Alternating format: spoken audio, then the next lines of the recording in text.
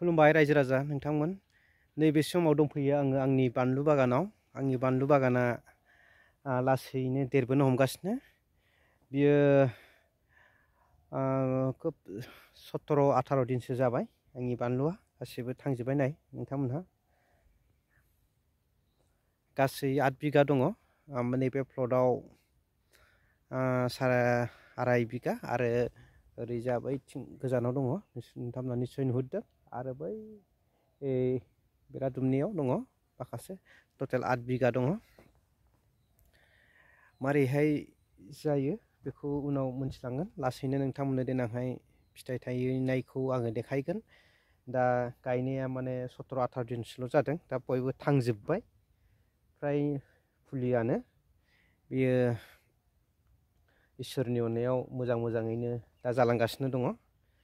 सिगाङाव एसे बेमार आजार जाहांदोंमोन माने बेमार आजार माने दै खमनि थाखाय एसे दंफाङा नोरजिया जादोंमोन नाथाय दा दै फुरा लुनो मोननानै दा बिफाङा मोजाङैनो गोरा जाफिनजोब्बाय आरो अयथासार गरमनि थाखाय एसे दुरबल जादोंमोन गायजेननायाव ओमफ्राय दा दंफाङा राखांबाय जिखुनु जाया नोंथांमोननि अननायाव आरो इसोरनि अननायाव जाहाथे आंनि बे बानलु बागाना मोजाङै साक्सेस जायो आं बेखौ आसा खालामदों आंनि गिबि बानलु सिब्र आबाद मावजेननाय बियो बेनिखायनो जाहाथे जोबोद केयारफुलि आङो बेखौ मावदों माने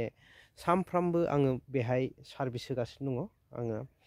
मारै अबावबा माबा मोनसे उसुबिदा जादों नामा जादों जायाखै बेखौ आङो दैलिक बे आंनि आबादथिलियाव आंनि फार्माव फैनानै आङो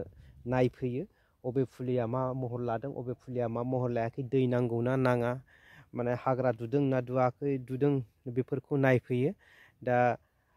बेनो आंनि गिबि एक्सपिरियेन्स आरो दा बे एक्सपिरियेन्सखौ आङो लानानै उनावहाय नोंथांमोननो शेयार खालामगोन मानो होननानै बुङोबा बे आंनि गिबि